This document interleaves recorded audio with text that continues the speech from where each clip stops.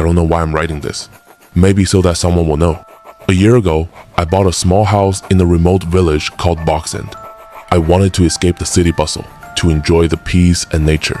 I found it alright, to my own ruin. The first few weeks were perfect, until I started noticing the strangeness. It started with the tracks. At the edge of the forest that came right up to my property, I found hoof prints, but they were too deep, as if the animal weighed a ton, and the tracks themselves were wrong. The edges were too sharp, ragged, as if the hooves were made of obsidian. At night, I started hearing sounds.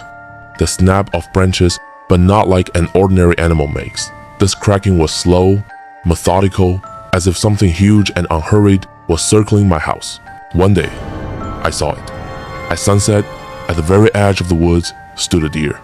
But it was no deer. Its body was unnaturally elongated. Its skin seemed gray and peeling, like the bark of an old tree.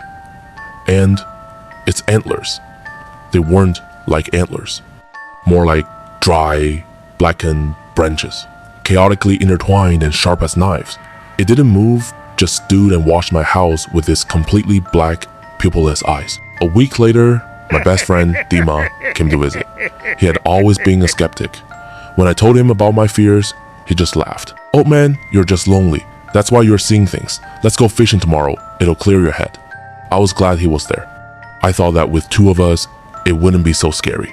How wrong I was. That same night, we were sitting on the porch, drinking tea, and then it came out of the forest. It stood at the edge of my property, only 30 meters from us. Dima's laughter died in his throat. In the lamplight, we saw it clearly.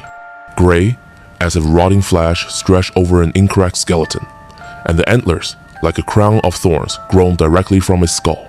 It made no sound, it just watched. We scrambled into the house in a panic, locking all the locks.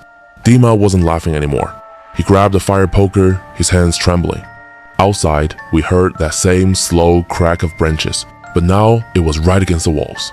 Then came a scraping sound, as if someone was dragging a sharp branch along the wooden siding. The scraping grew louder, more insistent, circling the house.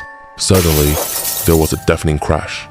The glass in the living room window shattered into 1,000 pieces. Its head pushed through the opening. Up close, it was even more hideous. Black eyes stared at us mindlessly, and from its mouth, full of small, needle-like teeth, came a low, vibrating growl. It smelled of swamp and rot. Dima screamed and swung the poker at the creature's face with all his might.